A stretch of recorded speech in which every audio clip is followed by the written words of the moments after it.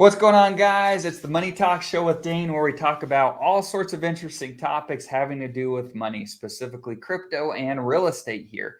So if those are topics that are interesting to you, make sure that you like this video, subscribe to the channel. We have a lot more content just like this coming your way.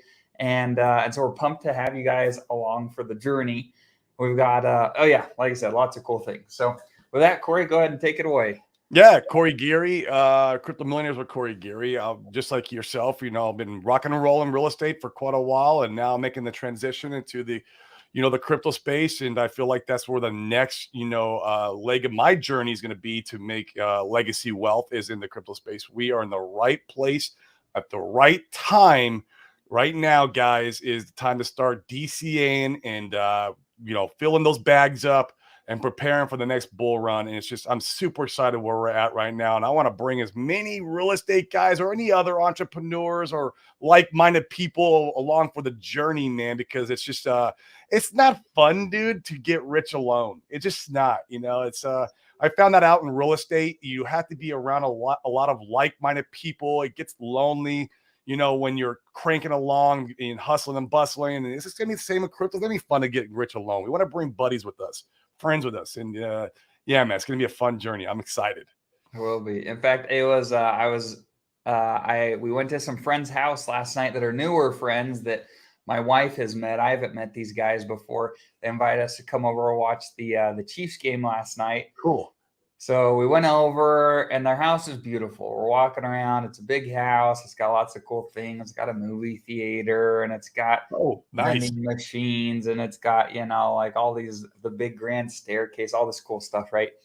And I'm talking to the husband. His name's Chris, and he is if we end up talking, we're gonna end up talking about money, because we both like talking about that topic. And so we're talking. He says, I injured my neck. I really want to retire in the next 5 years. And I was like, well, it just so ends up that you might be able to speed that process along with crypto, because theoretically, if we see the same market cycles, and if you guys have seen our show, we're really big on this. But if you understand the market cycles, we should see the next crypto top sometime in mid to late 2025. Maybe with all the money printing, it gets elongated a little into 2026. But I'm like, man, that you could tighten up your time frames a lot. So it was fun to have that conversation. And there's so much just like awareness, I think, that we can bring to people that don't know about crypto. So it's fun. Absolutely. Man. It's so powerful. And like we always say, man, it only takes a little exposure in this asset class to really experience some mad gains, man. It's insanity to think about, if you'd gotten Hex back in the early days. I mean, Hex did a 10,000x, but he didn't experienced the 1,000x. If you just got $1,000 and it got 1,000x, man, that's $1 million. So what if you put $10,000 into 1,000x? Well, geez, man, that's $10 million. Most people can live really comfortably off of $10 million for the rest of their life. Most people, depending on what kind of lifestyle you have and what you want to do with your life. But the average guy, man, 10 million is way more than enough to retire, and like, it's just, that's so capable, and it's so not easy, but if you learn, do your homework, strategize, have a plan, get around the right people, it can be done in crypto. And it's just a beautiful asset class. And yeah, I'm super excited. So yeah, it'll be fun. Yeah, it will be. Cool. So let's talk about, I know we said what we wanted to start the show with, but on this topic where we're talking about price appreciation, Jake Sharp on Twitter, Jake's great. I like Jake a lot. Jake was posting over the weekend or over the last week. He was saying that the average price appreciation, if you're buying crypto in the bear market, is a 50x. And I was like, oh, that's an interesting data point. Like, so I was messaging and I was like, oh, where'd you get the math on that? Like, what's the math behind that? And he indicated, and if you watch this, Jake, and I butcher this, I apologize. But the way that I understood it is he was saying that all coins are a leverage play on Ethereum, which we all know is accurate. And so he was basing off of Ethereum price performance that he felt like a 50x would be a fairly conservative reasonable amount as a leverage play on Ethereum that you could, look at as average price performance. Now, the thing that what does Ethereum got to do though to get to for alts to experience a 50x? How much of an X does Ethereum got to do? And I don't know. I've got to dig into the math a little bit more with him. That's a good question. I didn't carry on the conversation further. I took him at his word because I was excited about the moon math, and I need to explore that more. So that is a very good question that I will get the information for. I feel comfortably that Ethereum could do between 10 and 20x in the next bull run. That's right. What I feel like. Just because the merge happened and that news didn't really do anything to the price of Ethereum. And that's because we're in the middle of a bloody bear market when they merged, which is what most protocols do. They build in the bear market. And so like I feel like we're going to see that appreciation out of that, the price appreciation that will reflect that merge in the next bull run. So that's why I think we can get it between 10 and 20x out of Ethereum. So yeah. I like it. Cool. We got a few people in. What's up, Tin Top? Always jumping on. Appreciate you jumping in here. What's up, Hexkins? Appreciate you jumping on. Any of you guys that are watching, feel free to comment where you're watching from. We're always interested to see where you guys are at, and particularly what areas are able to tune in at this time of the morning for us. So we appreciate you guys being in. The topic we want to start with today, we'll see if Money Gain Crypto is able to join us. We had some issues on my account this morning with some scheduling things. So we'll see if he is able to join us today. If not, we'll have to reschedule him. But specifically what we wanted to dig into this morning is some of the things that Power City is working on, some of the information that they've been giving in teasers and updates this weekend, and extremely bullish for Pulsechain. So let's jump into that. Corey, do you want to explain just real briefly the fork, the liquidity fork that they're putting out for Pulsechain? Yeah, I'll try. So the liquidity fork is exactly what it sounds like. There's a protocol on Ethereum right now that's called liquidity, and it's where the LUSD stablecoin is minted from. People will put their Ethereum in what's called a trough. We're going to call it a vault over on Pulsechain, but it's called a trough on Ethereum. And then you can mint stablecoin as a loan for leverage using that Ethereum as backed collateral. And then you can take that stable coin and go out and, maybe buy dips with it. Or if you wanted to turn into real world money, of course, you could do that too. So it's just a great leverage protocol that you can use. You want to be smart anytime you do use leverage, obviously, because if you over leverage yourself, obviously you could get liquidated, meaning they're going to take all your assets away. So you want to be careful with that type of stuff. But liquidity has been really amazing, as even through this bear market, it's the LUSD, it's hold its pegs. A lot of people are afraid of stable coins, and that particular protocol is hold its peg all through the bloody bear market, along with DAI and MakerDAO, which is another somewhat similar type of protocol. DAI is another algorithmic stable coin like LUSD. And so it's done really well in this bear market. And so that's anytime we you got some new, protocols, or we're testing the waters with something, a new strategy, obviously the bear market's going to be really what beats on that protocol. And so it's held up. And you got some other features in there where you can like stake your stable coin and earn some yield in the stability pool. You got their version of their crypto that it's created by staking in the stability tool. It's called, I don't know, I think it's called Liquidity Coin. I'm not sure what it's called in the liquidity protocol, but then you get their incentive token, if you will. You can stake that incentive token and earn yield on that. So they got a couple different ways where you can earn passive income inside the protocol, which is really cool. It helps keep the whole system stable. So the first version of this that we were forking is Liquid Loans. Liquid Loans was doing this shortly right after the Pulsechain sacrifice. From what I understand, they were talking about forking liquidity, and that way we could have a stable coin over on Pulsechain, a native stable coin that we don't have to bridge in. And so they were doing this for Pulsechain, which is really cool. And Liquid Loans, they had a sacrifice, way back in the day. I sacrificed for it. I think it's, super bullish for Pulsechain. But now, up to this point, we had nothing in the mix for Pulsechain. In fact, I don't think there is anything like that and I could be mistaken. You guys can correct me in the comments here if there's anything like that outside of a native currency. So, for example, what I mean by that is like it's Ethereum on the Ethereum blockchain. You got liquidity. You know, even the DAI, MakerDAO, to get your DAI, you have to put Ethereum into their vault or trough or whatever they call to mint out the DAI. I don't think there's something like this over for like, let's say, for example, the Uni token. The Uni token's like their Uniswap version of PulseX, and or Pancake, the cake token over on Binance. And I just don't think, and you guys please correct me, there's anything like this on a DEX token. So it's very interesting that they're going to do this with PulseX, which, you know, to me is very bullish for the protocol. I mean, if Uni did a 40 or 50x, I can't remember what it did the last run. I think PulseX can do, you know, 5 to 10 times what Uni did, because now we have this protocol for it on PulseX. So basically the same thing. You would put your PulseX in a vault, and you can mint the new PulseX stable coin, if you will, that the asset, the collateral is going to be PulseX. And then now you can take that stable coin and do what you want. Buy dips with it. You can put it in the stability pool and earn yield from there. So there's all these other yield generating plays that you're going to be able to come out of this. And Power City is the ones who is doing this now for PulseX. They're forking liquidity, just how they were for Liquid Loans is forking it for Pulsechain.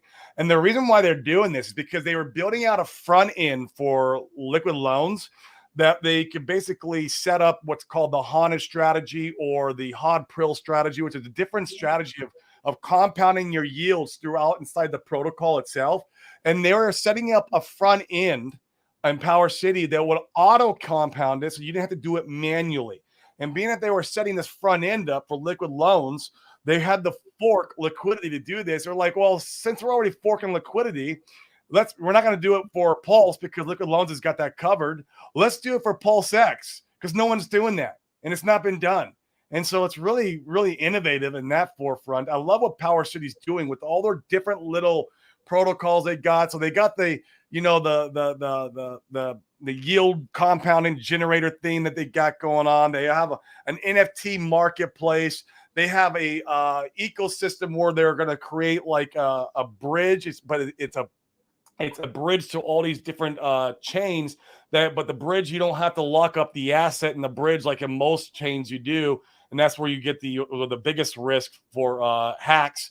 So it's going to be very similar to like, and you guys can mistake and correct me if I'm wrong, but Layer 0 Stargate that we have right now that was created in the last in this bear market, which is going to be very similar. So it makes it up. It's going to be Pulsechain where we're like on an omni chain now. We can bring in economic energy from all these different chains and vice versa, right? Go back to those chains. So Power City's doing that too.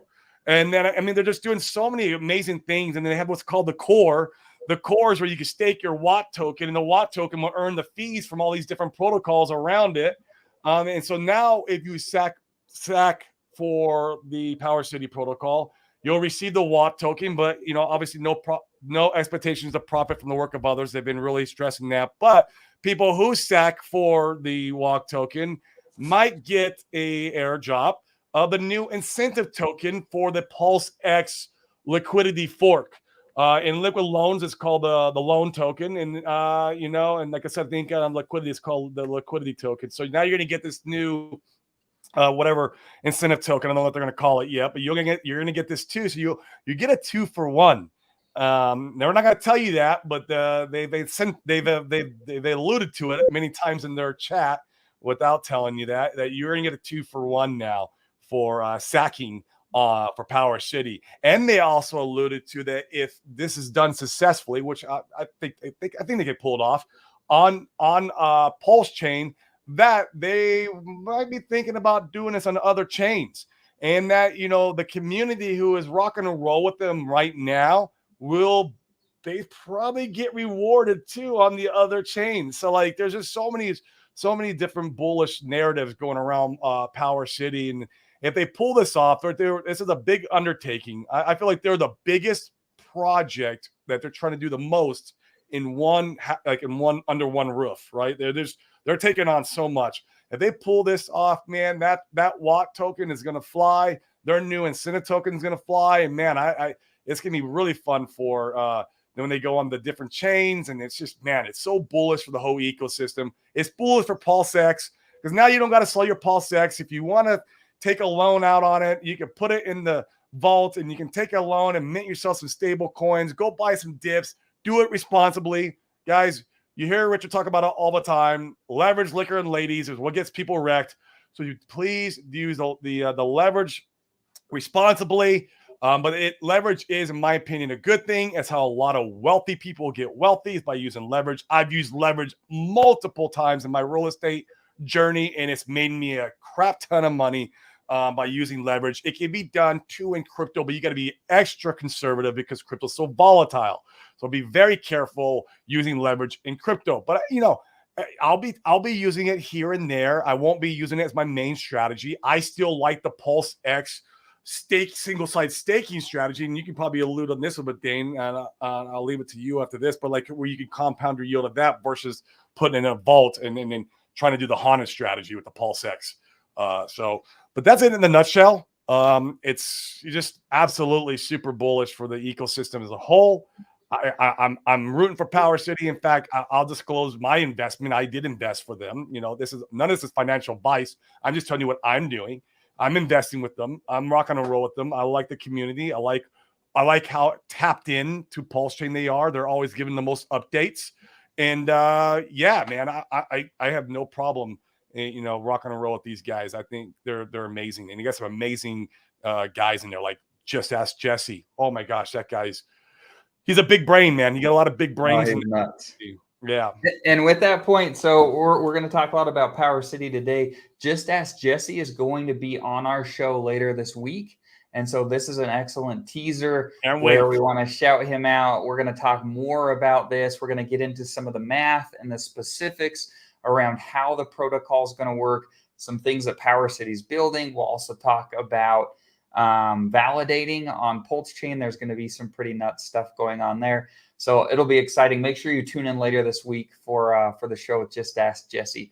A couple of things to add to what Corey is saying. So the first that has me real excited, a lot of the sacrifices for projects on Pulsechain, the rates have gotten so bad if you weren't early that it did not make sense to sacrifice at this point anymore for those projects.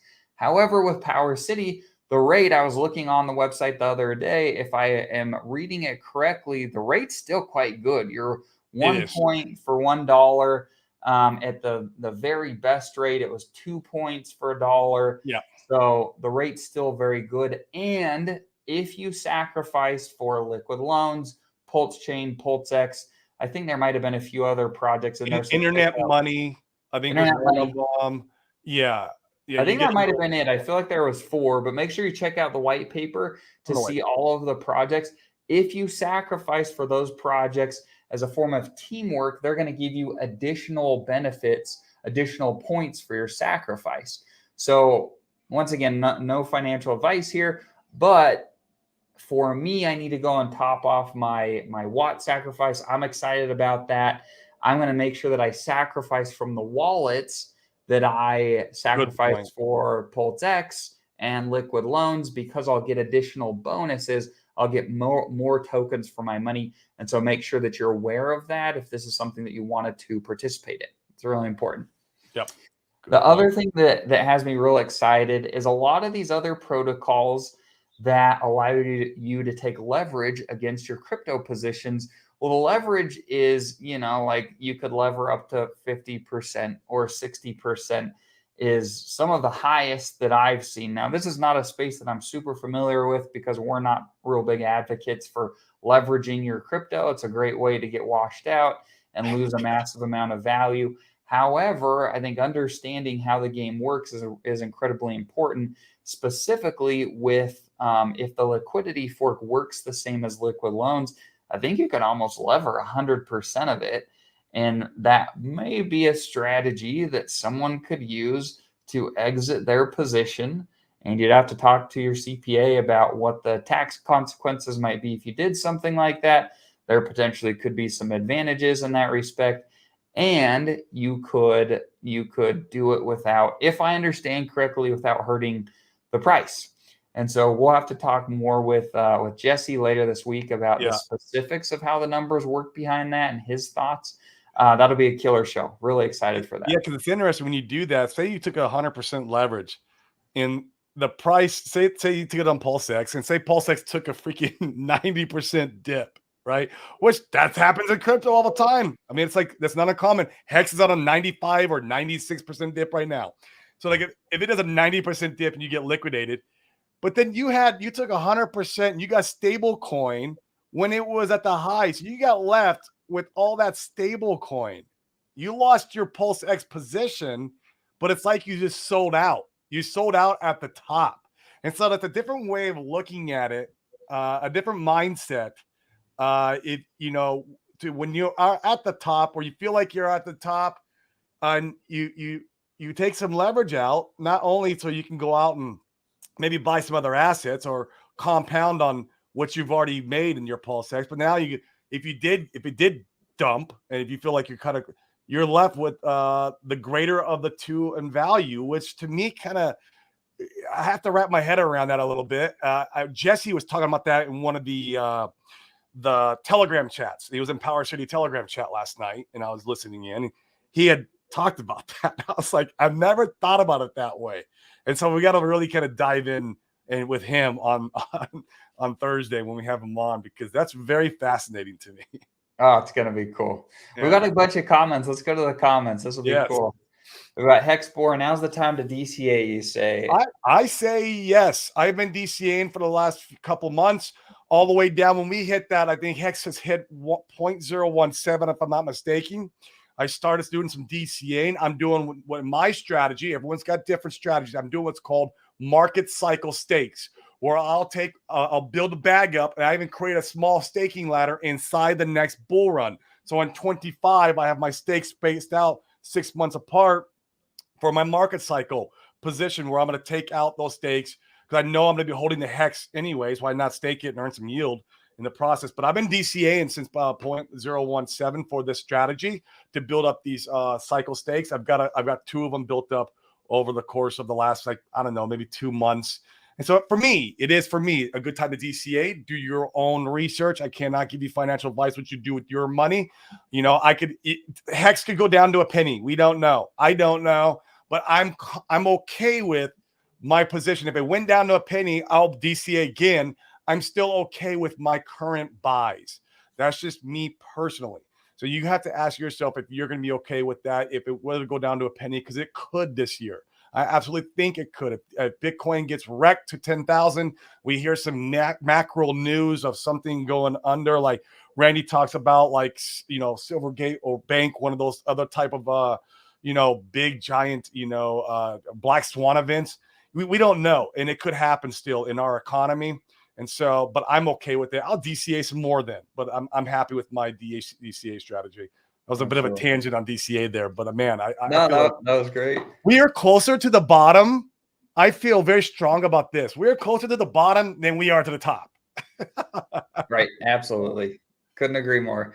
And in fact, I'd love your guys' comments. Comment below. Do you guys think that there's a strong chance that Hex goes to a penny, or do you think that we've seen the bottom? Love to know your comments. So comment below. That'll be interesting to see. We got Doc Lover on. Appreciate you being on. Interesting to learn about the Power City set of apps. Protocols need to expand my horizon of what's coming to Pulsechain. Bullish. Telling you. Oh, man. Bullish. And there's so much to learn. I find it just absolutely remarkable. And in fact, it's funny, we've talked about this a bunch of times, but you have these influencers. I feel like it's on TikTok and Instagram particularly, but they're like, here's the 10 altcoins or the 30 altcoins, and I'm excited for this next bull run. They're doing this. Yeah, and they're pointing and stuff. and it just blows my mind, because there's always, I feel like there's always like a multitude of layer ones and then all these other projects. I'm like, look, there's just no way. And Pulsechain, I think Pulsechain is such a good example where you just can't freaking know all of those things well enough to be wise about how you take positions. I think it's so important to make sure that you get in where you fit in. You learn the things that are important, that strike your interest. And gosh, just in the Pulsechain ecosystem, there's more than enough to chew on. I think that it's a pretty remarkable ecosystem. So it'll be fun over the next couple of years. It is. Yeah.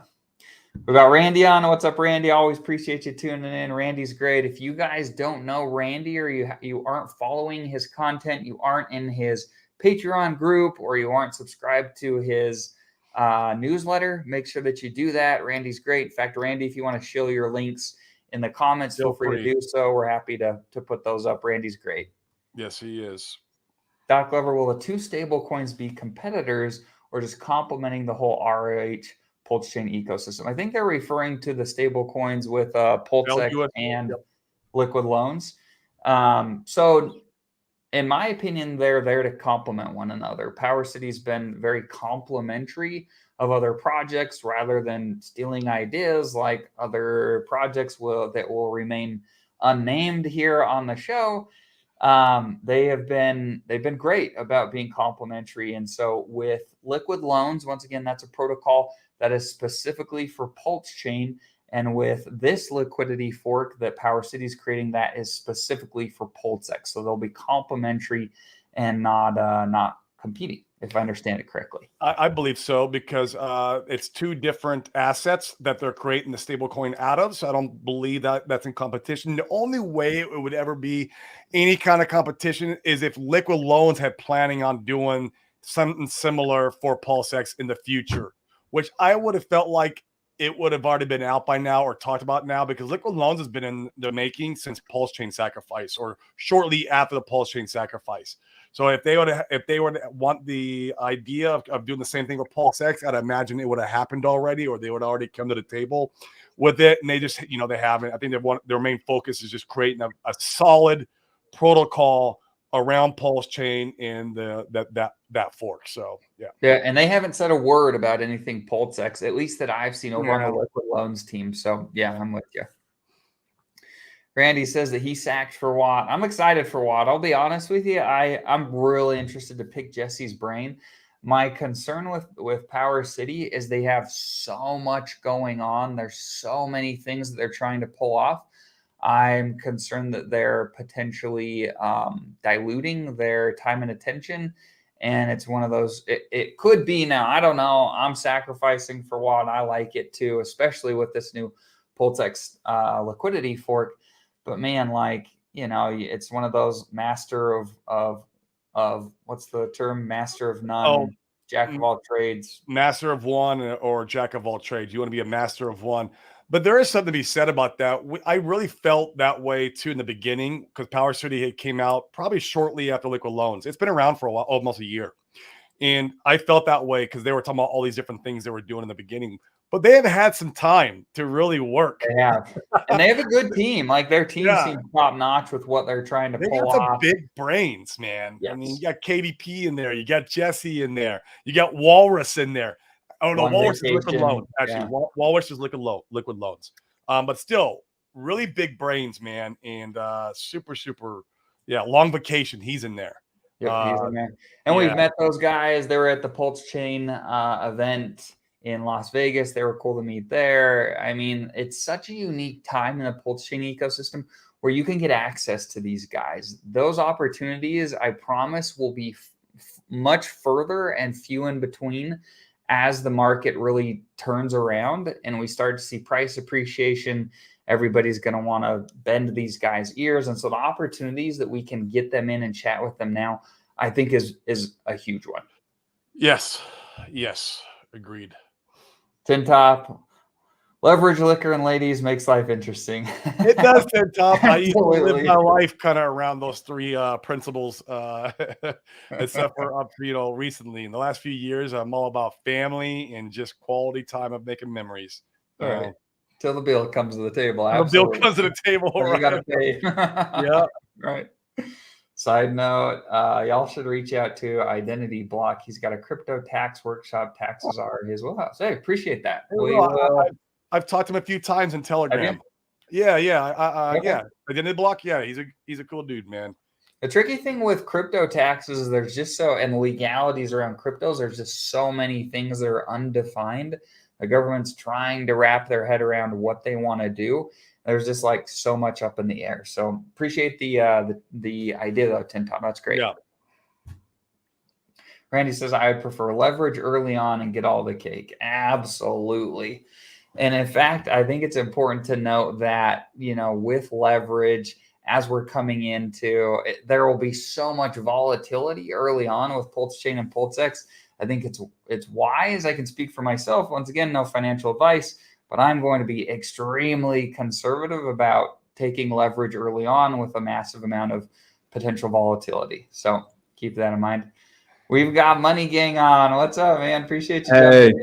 I was saying earlier in the show, this is my fault that I had some issues this morning, so I apologize about that. But we're glad that you could jump in, man. This is great. Yeah, no worries, man. No worries. How's my mic sounding? Is it all right?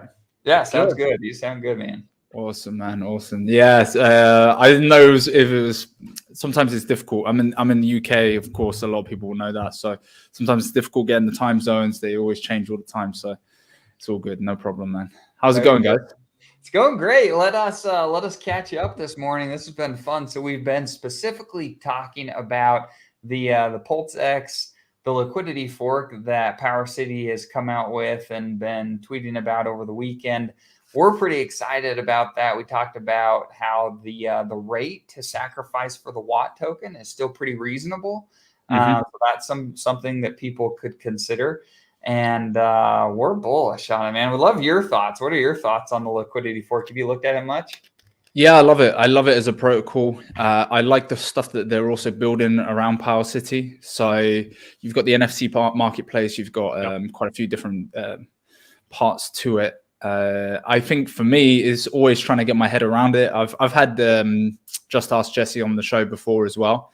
So this is the thing, especially as like Pulsechain creators. I think we need to be pushing all of the products that are surrounding Pulsechain. I always say this all the time. Like everyone's really excited for the free airdrops. Everyone's excited for their copy of Hex or their sacrifice for Pulse or Pulsex. But the truth is, what makes the layer one is the products around it. So when you talk about things like Power City, liquid loans, I've got Stu from Tetra on later on today. So we're going to be discussing that. But if you're a Pulsechain creator or if you're into the Hex ecosystem or whatever, and you got spare time, you got things that you can do, or you've got like a spare weekend, go and deep dive into these projects and then also try and write it down in understandable format.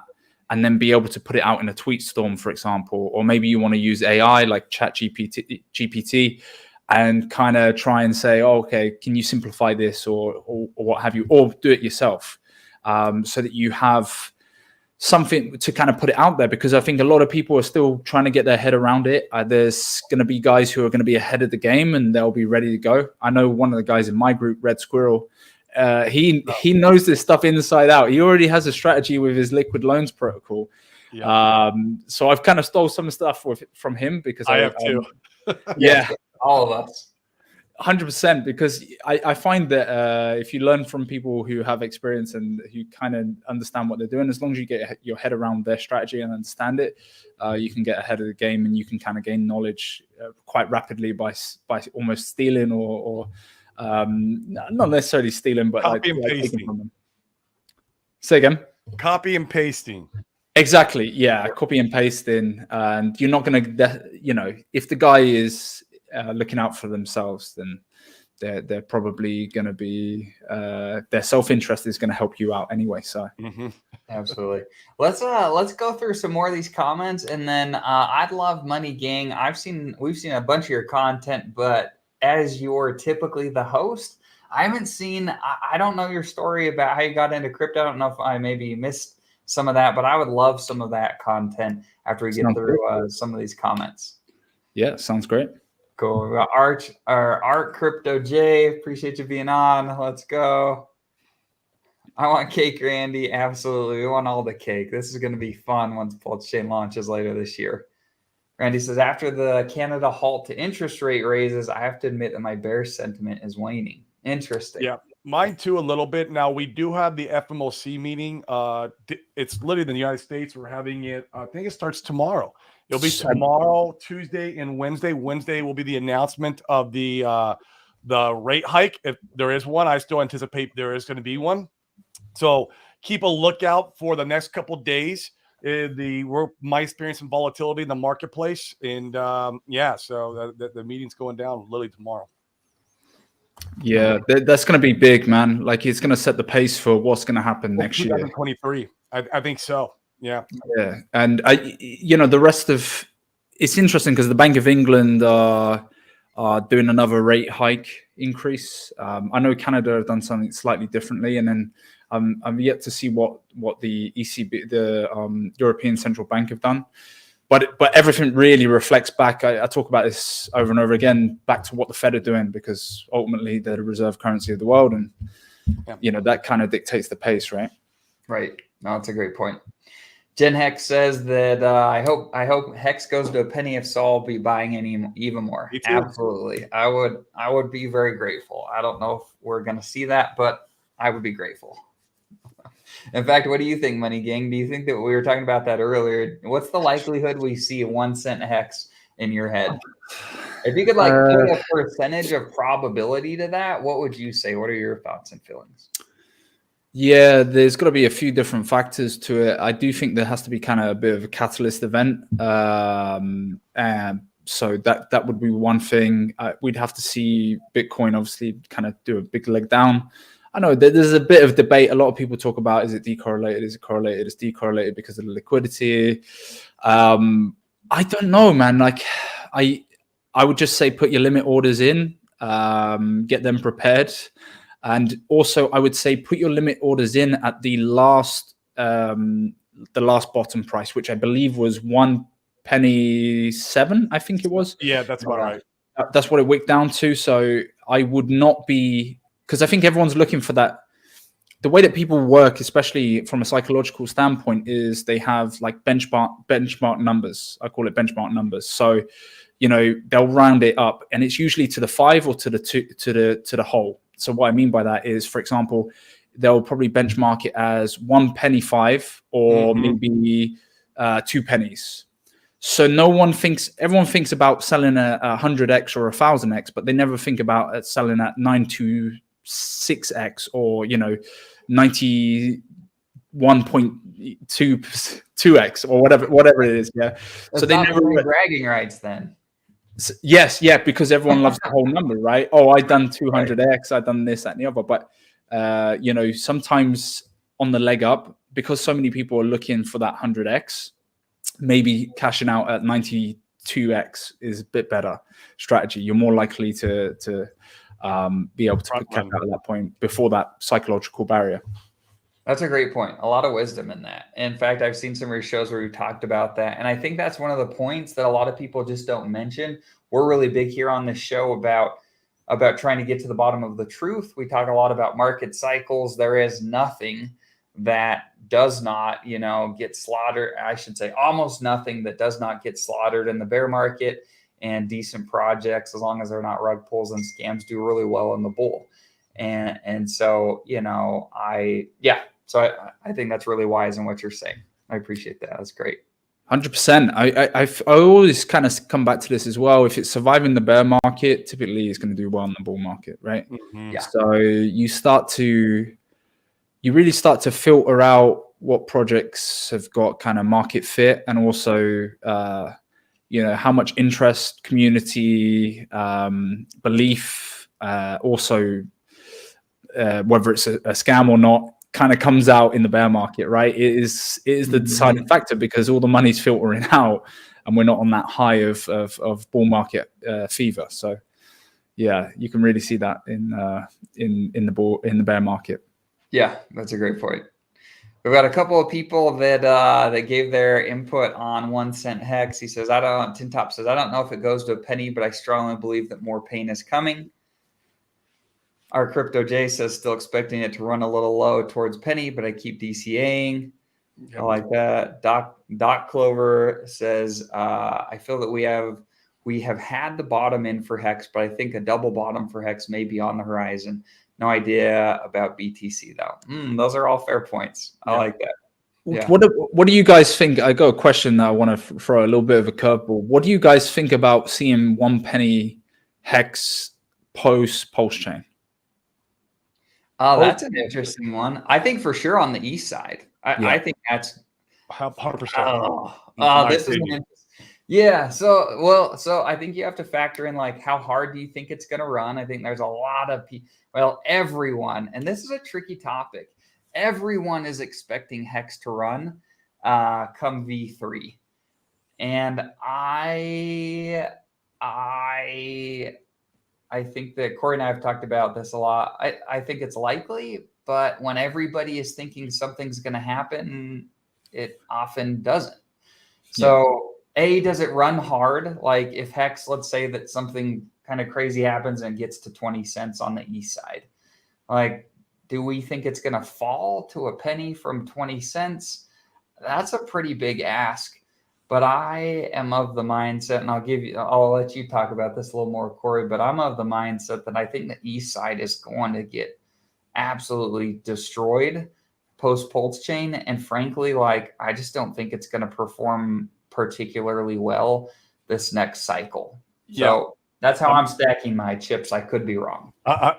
On this show, Money Game, we talk a lot against most narratives. We don't follow most narratives. And one of the narratives is that EHEX and PHEX will be parity after, and that's how it's just going to work out. And then we're going to ride in the sunset all beautifully, riding both assets. My opinion, that's not going to happen. I'm against the narrative. I think EHEX will get crushed. I think PHEX will be the new Hex. That's going to be the dominated Hex. It's going to be the one that will run incredibly hard. It will be amazing to watch PHEX's performance on the Pulsechain side. I feel like that's where, that's where it's gonna. That's what Pulsechain is created for. It was created for and made for Hex, for PHEX. And so, as Ethereum gas fees keep going up, I don't think that Ethereum is going to have their act together by the next bull run. It might take another bull run before we see Ethereum really get their act together and get sharding and everything else that's coming to that chain. I think EHEX is going to suffer, man. I really do. I just feel like most of the money is going to go over to Pulsechain. That's where it's going to live. And parity works. Hart's law works. I'm not saying that Hart's law is not a factor. It is a factor. But I'll tell you what's more of a factor than Hart's law. Buy and sell pressure is more of a factor that comes into play beyond Hart's law, is buy and sell pressure on that asset.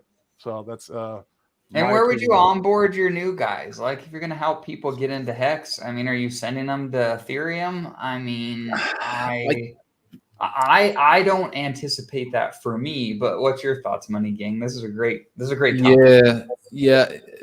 To be honest, now the way that I'm kind of pushing it, I know everyone wants the free copy across, or that was kind of the narrative, particularly. Hey, listen, this is if you want to buy Pulse or PulseX or any other asset on Pulsechain, you buy your Hex, you get your free copy, and then you can exchange it from there. I'm against that narrative too. Yeah, that was a big narrative. Even myself, I pushed that, so I'm going to put my hands up and say that. I think because at the beginning stage, when we thought it was going to be mid-May last year, there wasn't the idea of there's going to be a fiat on ramp already, on off ramp already. There wasn't going to be something like that made, and now we're starting to see it with OX Coast. I think he's ready to go in multiple different countries. A fiat on ramp, off ramp, and there's been different stable coins that has now come onto the ecosystem as well. Yep.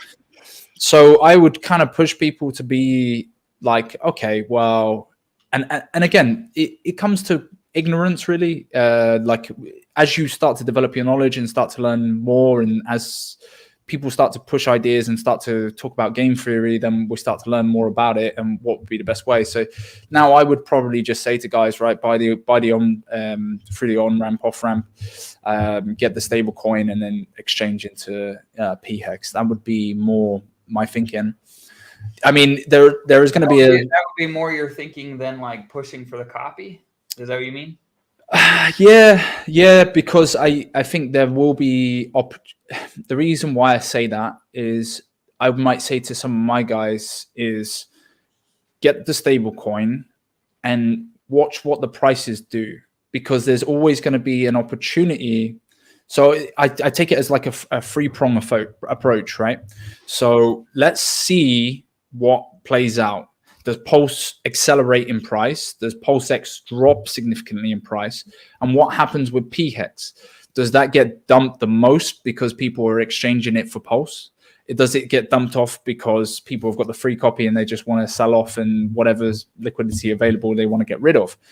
Because then at that point, if you've got the stable coin ready, you can then utilize it into, and you should, in my opinion, you should be getting all three of the projects, because I think they all have their own use case for market value. So I would be looking at, okay, what can I buy up the most with my stable coin and potentially get even lower prices than what it would have been if I just bought Hex and got a free copy across. Great strategy. That to me makes more sense. It goes against the grain as well, and it's one of those things. So I was talking to Randy Hilarski. We're playing it out and saying, hey, you know, the PHEX could drop off quick. And what people are forgetting is it's going to be more volatile, right? Because you have all of the hex that comes across. You've also got all of the stakes that come across. But suddenly, because there's low gas fees, you're going to start to see people playing more risk with shorter term stakes, right? And particularly bigger whales within the ecosystem who may have liquid hex ready. And a lot of people have a lot of liquid hex. They might start playing around with shorter stakes, or they might be looking for opportunities like that. So that's my kind of thinking. That's what I've been talking to the guys in the group, is like, and there's a lot of guys ready to go. They've got a lot of dry powder to go. Some, monkey math for you that, you know, may or may not play out, but if they fork Ethereum, when they fork Ethereum, if the Pulse is diluted 1 million to 1 on the Ethereum side, in the PHEX or is a direct, so if it's direct fork, and then we're talking about pre-bridge, this would be pre-bridge too. With your Pulse X or Pulse, it's about, I think, about 20 hex to Pulse. And so that equals it. Is that the best sack rate for you? That you mean? What's that? Do you mean at the best sack rate? Yeah, at 0.001. So you take that. It ends up being that you're buying hex at 0.002, and then if you were to swap pre-bridge, if we see it dump another 50% because people are following the narrative and going in from, you know, PHEX into Pulse and Pulse X, we're going to see that dump even more. We might have an opportunity where we get hex at 0.001 pre-bridge. Yeah. Which in that case, I will make some swap from my Pulse X bag. I will do, you know, whatever, you know, not all my bag, of course, but a good portion of my bag will go into that, because Randy Hilarski's talked about that a few times on his show. You swap into the opportunity and you do the opposite of the crowd. Yes. That's where money's made. 100%. I would agree with you. And also, you said a little bit earlier there, Corey, you were saying about ETH is not going to be ready, you know, this next bull market for sharding. So. And I think I completely agree with you. And the real, the kind of the thing that set me onto it is this Shanghai upgrade that's expected in March. It's getting pushed already. Say again?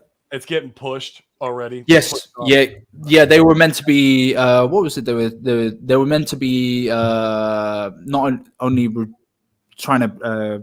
They were meant to do some performance upgrades, and then they were also meant to. Let me see here. I thought, they were proto dank sharding, and also the big thing was about the withdrawals, and they've kind of scrapped the proto dank sharding already. So, to me, that kind of shows that they're just not ready for it, and I don't think they'll be ready for a while. And we could see some astronomical prices for gas fees. Like I really do worry about it. That's why I've kind of moved my strategy with my hex on the ETH side. I started to look into, or started to advise a few of the guys, if they really want to get full on into that, then maybe consider the perpetuals, just because of the gas fees. Yeah, that's true. I'm also the camp, though, we don't know what's going to happen. We can never know what's going to happen. So that's why I'm still DCAing into Hex right now and doing what I call market cycle stakes. Yeah. But I'm only going to do that with a portion of my economic energy, right? And I'm going to save some for my other strategy. But since I don't know what's going to happen, I'm going to create a couple of market cycle stakes that will on the Ethereum side. And at the very least, I get a copy over there on the Pulsechain side. And maybe I could have got a better deal if I'd have waited. Maybe. I don't know. But I don't know. That's even though all I have is like what I think might play out. And, you know, and I want to go against everyone else's narrative. There's some beautiful arbitrage opportunities here, and it's not just so. This is the cool thing about what's now happened with the delay, is that now you have the perpetuals. Now you also have the HSI stakes as well. Yeah. Now you have obviously the two sides, and we've kind of seen a little bit of an example of what would happen with ETH Fair and ETH Proof of Work. So it's going to be crazy, especially the bridging as well. Like, how will that? Yeah, it's really going to be an interesting time, and there are lots of opportunities to pick up Hex at a very low price. I'm sure. Now, I do recommend people be careful if you are going to ratio trade. You could also you could wreck yourself. So you got to really make sure that you're crunching the numbers, doing the math, knowing that it's the proper trade that you want to be going into. So yeah, there's to be something said about that, because maybe the best strategy for a lot of people is just to sit on their hands. Let the volatility just play out. Let some people go in there and take those opportunities when they see it. You sit on your hands and you just play it out to the end. So I mean, put limit orders in on Pulse. Oh yeah, absolutely. Because Pulse is going to have limit orders. Right? Yeah, it's got the tool to do it, right? So like, let's say you want that P hex at a certain price, or that just put the limit order in at a crazy low price that you think it might be. And you know, it will probably come to fruition once you get that crazy wick down or whatever. It's interesting, yeah. And I want to make sure I take pause. Like, there's so many people on Twitter, for instance, where they're like, "Oh, make sure you do this thing or don't do this thing, and it's for your best interest. Like, keep yourself safe." Well, I can tell you, the guys that told you to stake for 15 years in your Hex and take no profits. Well, those guys were begging for money when the SEC came for them earlier this year. So like, that was that worked out. And so I want to be very careful when people are like, "Oh, well, don't ratio trade. It's for your in your best interest to keep yourself safe." Well, sure, like, I get it, but also I think it's a matter of navigating your own risk and educating yourself. Education. And then you make your own bets. And if you want to educate winner, maybe you end up losing some, but that's where you can navigate your own risk, and then you can ratio trade if you want to participate in whatever percentage of your bag that you may want to. And so it's an opportunity if you educate yourself. Yes. What's following around? Yeah, I mean, this whole ratio trading, you know, what people were talking about with ratio trading, I think it comes from the idea of not being emotionally speculative. So going into it and FOMOing in, and, you know, suddenly when it's flooding down and going down, because there is crazy volatility once a chain launches. I think that's where it's coming from, or where the creators are trying to talk about it and be like, "Oh, be careful when you're ratio trading." But more importantly, I think one of the things that no one's really talking about, and I've talked about this before, basically when I was doing my research of layer ones, and I looked at kind of 6 of the most important layer ones, the lowest price, the all-time low, was within the first 3 to 4 months of the launch. I've seen that too. So to me, it's like, you know what? Sometimes it might even be better just to sit on your hands and kind of wait a little bit, or you know, just prepare yourself for that 3 to 4 month mark. Well, that's definitely why it's so important to, if you're going to bring, especially if you're going to bring new economic energy into the chain, it's so important to do a very strategic DCA strategy, because you're just not going to know when that. Now, obviously, if you see the dip happen and it drops down to sacrifice price or somewhere near it, go ahead and, you know, alter the DCA strategy, and whatever you were going to buy in with, maybe you can kind of ape in then. But be very, I have a DCA strategy planned and mapped out. And that way, when I'm feeling all emotional and I'm getting all FOMO, I can look at my plan and say, "No, Corey, stop feeling all emotional. We're going to stick to the plan all the way through." And it's over the course of, like you said, it's over the course of like 3 months. Very, planned out. That way it gives me the opportunity to catch a good dip, or if it takes 2 months, 3 months to play out before it takes a nice huge dip, then yeah. And I think also depending on how much more longer we wait is going to be determined whether we see that dip, how big of a dip we get. So yeah, Randy's 100% correct. Only ratio trade if you're really going to do your homework and learn about it and know what your cost basis is of that asset, of the asset you're in that you're going to ratio trade. What cost basis is that going to translate to when you go into the new asset? And so you got to know how to calculate those numbers and figure out on the whim when you're about to make the trade, what that ratio trade looks like, and if it benefits. And the ratios will probably change quite quickly as well. Very significant. It's going to be super quick. So even when your calculation needs to be right on point, like straight away. Yep. Randy's going to be playing the game though. Randy the DJ. I think Randy loves a ratio trade, man. He likes to go opportunity. He loves it. Right. Doc Glover has a great point. Also, I feel there will be casualties from the ratio trading in the 24 to 48 hours after release. Yeah. To some trying to chase back into a better position, adding to the volatility. Absolutely. I think that's an excellent point. Yeah, it's an emotional game, and sometimes there are winners and losers, right? When one's winning and another person's typically losing. And I hate to say it's one of the things because we have such a great community, but there is going to be people looking for that opportunity to win. Yep. Yeah, absolutely.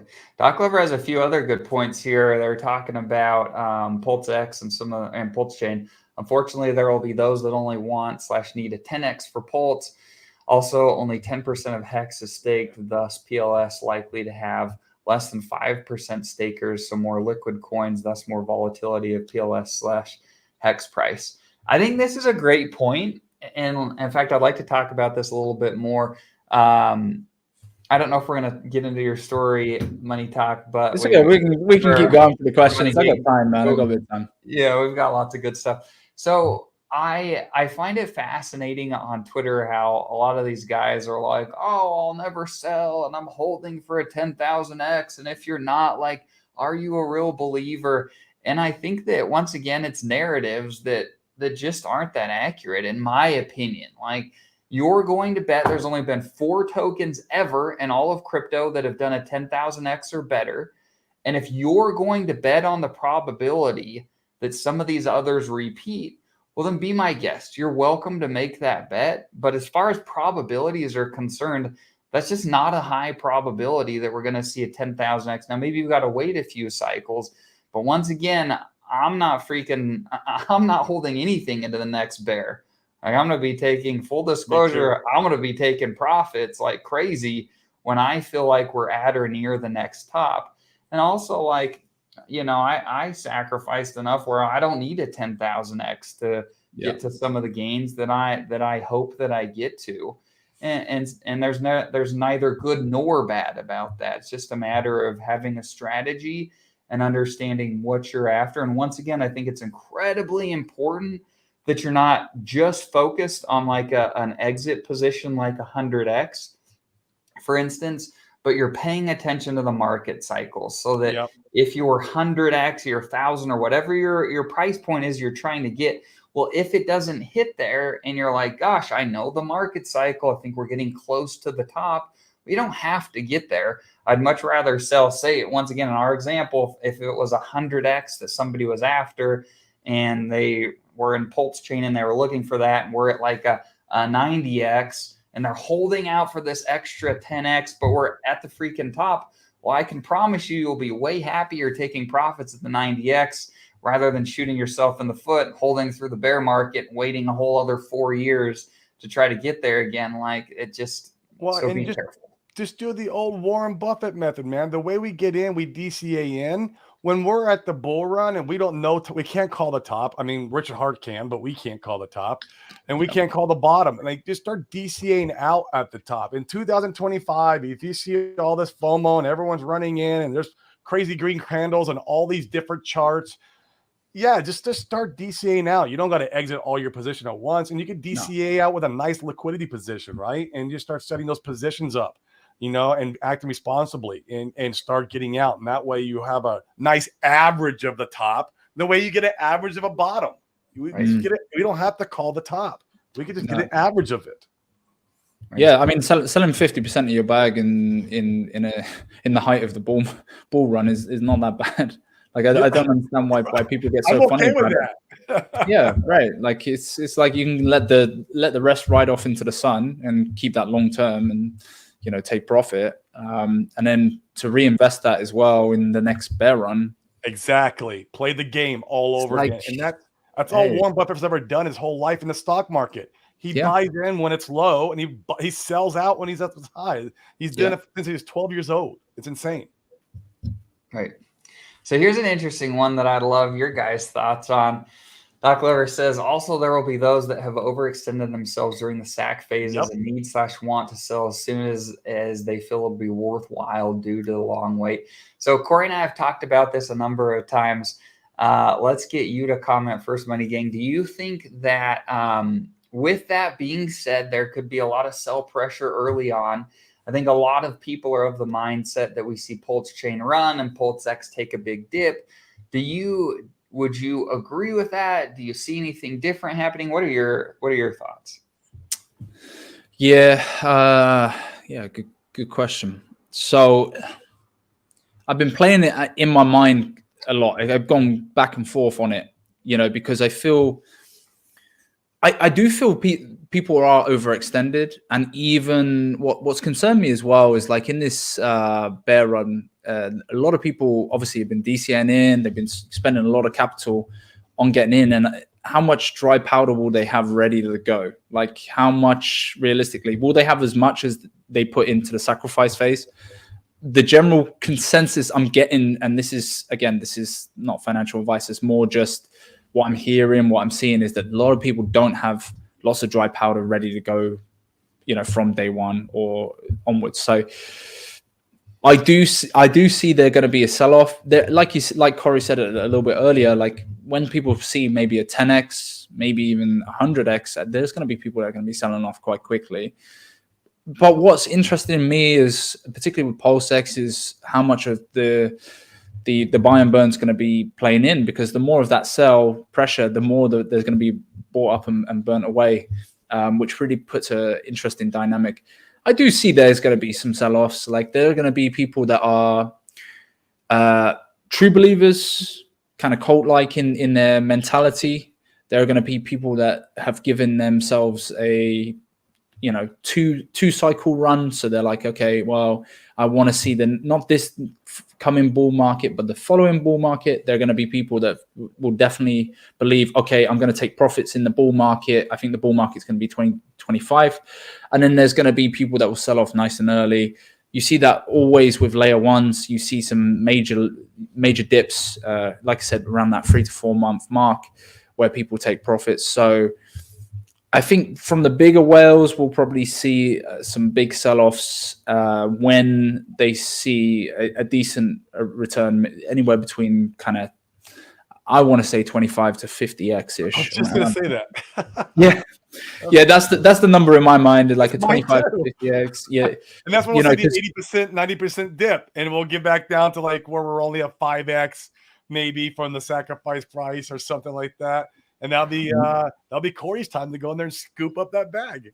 yeah, and that's going to be a lovely little dip, and that it's going to be real interesting to see the emotional patterns of individuals. I think this is why, and a lot of people say get off Twitter. No, I really believe get on Twitter, because you really see the emotional patterns.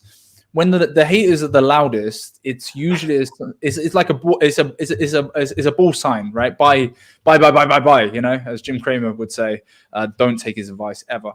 Yeah. But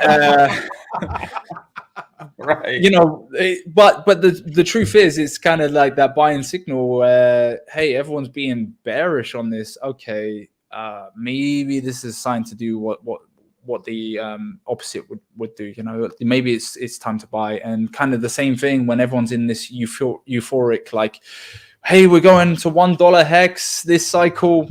If that was the narrative of last cycle, right, the last bull market, we're going to $1 hex. We've done 56 cents, we can go to $1. And then we saw that massive sell-off. So yeah, we saw where that went. yeah, it was. And again, I mean, there's some great opportunities.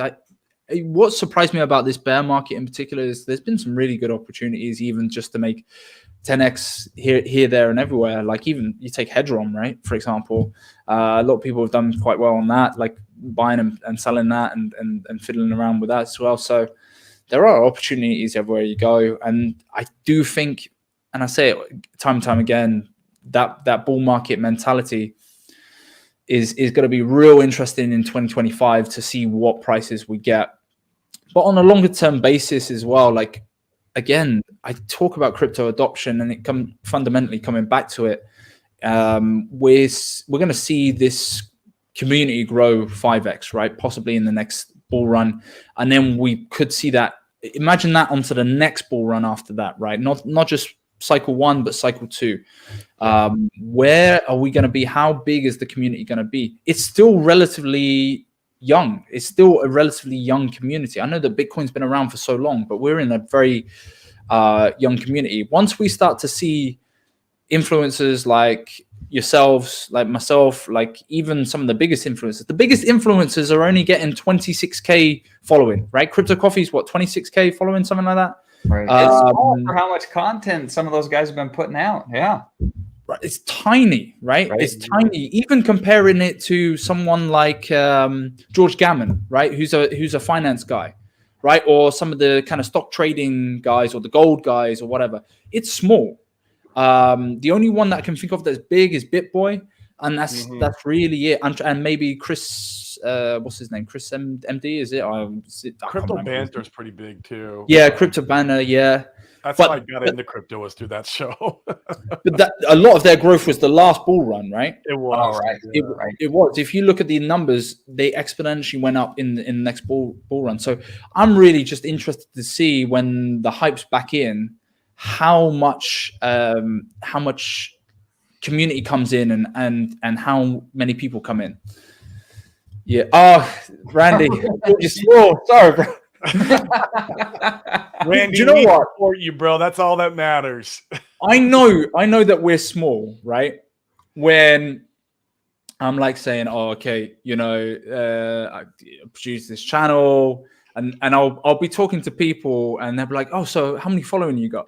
And I know I've had a relatively short time in the sun, as per se, but I'm like, yeah, it's just over 2K in like in a few months. Like 2K, that's nothing. Like I know girls on Instagram now got like way more followers. Shilling that. It'd be a big advantage if you're a cute girl. I would think, yeah, right. 100%. But every single crypto influencer, particularly within our ecosystem, is growing exponentially. Like the numbers are going bigger and bigger. And this is bear market, guys. Like the bull market. If people keep up the work rate and if they keep producing content, when everyone's talking about it again. I remember being in London, I'm in a taxi and people were talking about Shiba Inu back in the last bull run. When I'm seeing all the signs, there was a coin for, there was religious coins. There was religious cryptocurrency coins. And I'm seeing the advert on the tube. That's when you're really in the bull run, and so that's top signals. That's sell signals right there, right? Well, and Randy talks about it, how you build in the bear. We're all planting the seeds now.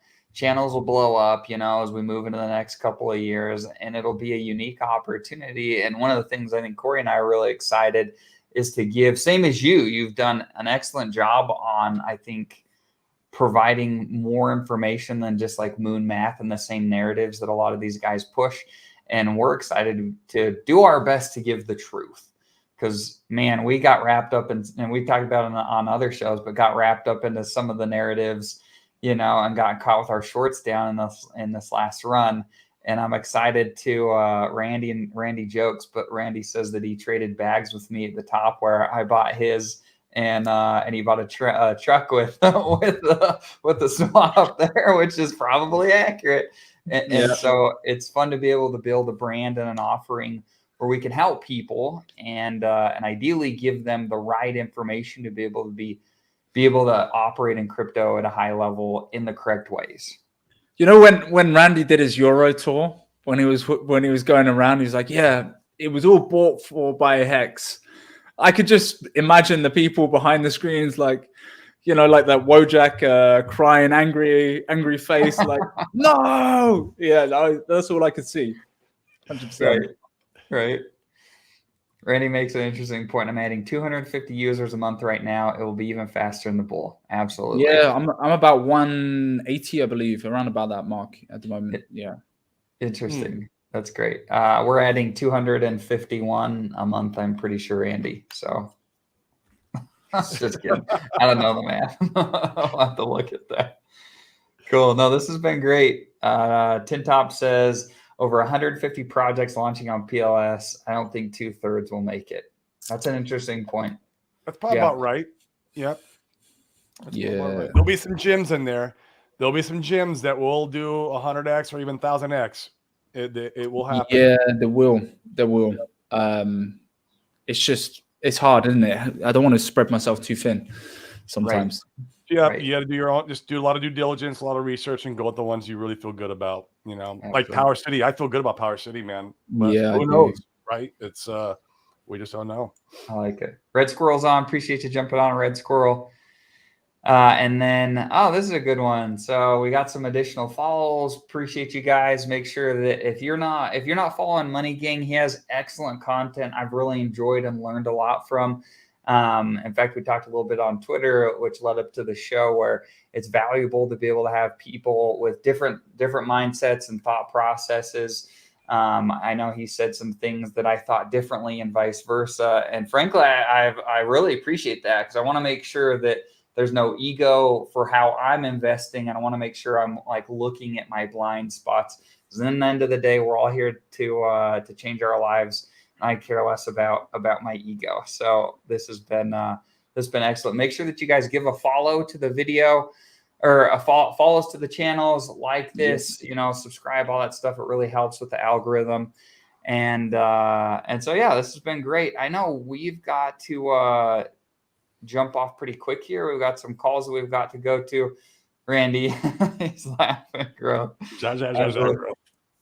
So with that being said, Money Gang, we'll have to, in fact, we'd love to come on your show if you have us. We'll have to do more 100%. Of this where we have some additional things that we can talk about. But go ahead and show your stuff. We want to make sure people know who you are. They get access to you if they want to chat, all that type of stuff. Appreciate it. Thanks for having me on. Yeah, let's do this again as well. I'll get you on the show. Apologies for the time mix-up, but hopefully I've brought some value, and you guys have got some value out of this stream. Guys, you have one job, and you don't have to create content. You don't have to do all the hard work, the research behind all of this. You get it all for free. So do me a favor, like the video, share it out. If you do like some of the clips, clip it up. Like, it really doesn't take that much. You can get your iPhone, you can screen record, and you can just chop it up. It really does help us as content creators. So please do that. Put it out there. It will definitely help these two guys as well. You can find me, Money Gang Crypto, on pretty much everything, man. Like, I'm on Rumble now. I'm on TikTok. I'm on Instagram. I'm on, of course, the YouTube side of things, on Twitter, and in the Telegram group chat as well. So, yeah, you can find me on all of those. If you like my stuff, then feel free to follow me. No obligation, of course. If you think that I'm a knob, then excuse my language, but hey, sorry, I'm just gonna do it. And if you want to troll me, I'm gonna out troll you as well. So hey, if I do go back and forth sometimes to my detriment, it's just one of those fun little hobbies. I sometimes have too much time on my hands, so. But I always, I'd always defend the guys in, the hexagons and stuff. I love your passion. I love the way that you are. But you can spend a lot more of your energy, like, learning about these projects and producing value. Like, at the end of the day, this is one of the things that we want to do, is like produce value and really push out the ecosystem. What projects are available on Pulsechain? Like Tin Top said, there are over 150 products launching on Pulse. Well, maybe some of them will be successful if you push them out, right? Like, if you create understanding and education about it, then some of the better projects are going to hold the course of time. So, some are going to dump off, some are going to be crap. There's a lot of meme coins that probably won't. Like I saw one that was Chad Inu. Shout out to the Chads in the chat, but I ain't buying it. I might stick like $20 in, but I'm not going to be taking it that serious. But there are some great protocols, right? Power City, Tetra, Internet Money, Liquid Loans. You've got, there's so a Fiat.io, famous. Yeah. I like all those projects, and I'm stacked for all those. Yeah. Yeah, and they all are starting to gain communities around it as well, like sub communities. They are, and some of them might, even those real strong ones, there might be some of those might not make it. We don't know. We just don't know. But there will be some, like I said earlier, there will be some shining gems out of this bunch that come through that are just going to moon. And you got in at ground zero. And so, which ones? I don't know. We only do our best to educate ourselves in the moment for the information that we have now, and do that. Educate yourself, and then make your best decision. Yeah, 100%, 100%. Yeah. So shout out to you boys for having me on as well. Absolutely. No, that was great. So make sure that you guys go and check out Money Gang. Like I said, he has excellent content. He's always putting out the fire. You are, sir, one of the accounts that I think will grow a lot over the next bull run. So we're really excited to have you on. You guys, if you like this, once again, if you like this content, make sure you like the video. Corey and I have worked extremely hard to create our group where we're the bridge between entrepreneurs and crypto guys. In fact, primarily real estate and crypto guys.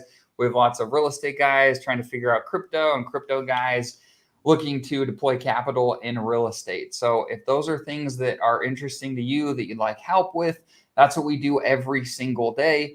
In fact, we were at a conference that we spoke at in San Diego this weekend where we talked to a bunch of real estate guys about crypto. We're doing another one in Texas later this week.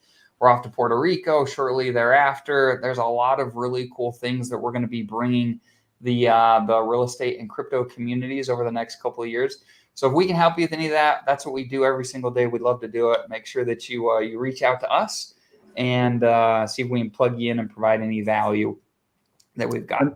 And that's yeah. Oh yeah, I was just gonna say, guys, like you want to be getting your bags up, like monetary value, the amount of income that you're making. So that's going to be gems for you guys. And we talk about, hey, we want to hit our objective, whatever your big number is to cash out of crypto or whatever you're trying to hit. Well, it's much easier if you start off with a bigger base, right? So if you're starting off with a large amount in, you're only going to have to do a 10, 100x rather than a 10,000x. Right. Absolutely. Cool. Great point. Great point. Don't stop making money. Don't stop earning money. Keep building that bag up. And DCA while you're building your bag. That's so awesome. 100%. As you're making new money in the real world, you take a piece of that and you're putting it in crypto as you're moving along. It's the perfect DCA strategy. Yeah. In the same way that you were told to do it with the S&P 500 by Tony Robbins, like why can't you do it with a bit of crypto? We're just doing the same thing, but crypto's a way more, we're going to have way more upside potential. Yeah. Yep. Cool. Cool, guys. With that, is there anything else you guys want to shout out or talk about before we end our broadcast? Yeah, so I see Red Squirrels put it in the chat there. Highly anticipated stream. I got Stu from Tetra coming on, and he's talking about the Reflection coin and Tetra, really going over the protocol. So that'd be cool. If you guys like it as well, feel free to check it out or check the replay. I'll be watching. That'll be on Money Gang Crypto, yeah, so you can go check it out. And it's great, if you guys bring questions that you have in your mind, it's always great because it helps bring out conversation and clarify points as well. So. And it's a part of due diligence. If we can ask questions right from the creator or from any dev teams or any other type of like people who are close to that protocol, that's how we do due diligence, is by asking those questions. 100%. Yeah, agreed. 100%. Yeah. Cool, guys. With that, we appreciate everybody being on the show. We will, Corey and I try to stream every single morning at this time from about 9 to 10 Mountain Standard Time. So feel free to tune in and make sure that you catch. We'll be off this Friday, guys. We'll be at another real estate event talking crypto. So this Friday we'll be on. So yep. Cool, guys. Have a good one. Cheers, guys. Thank you very much.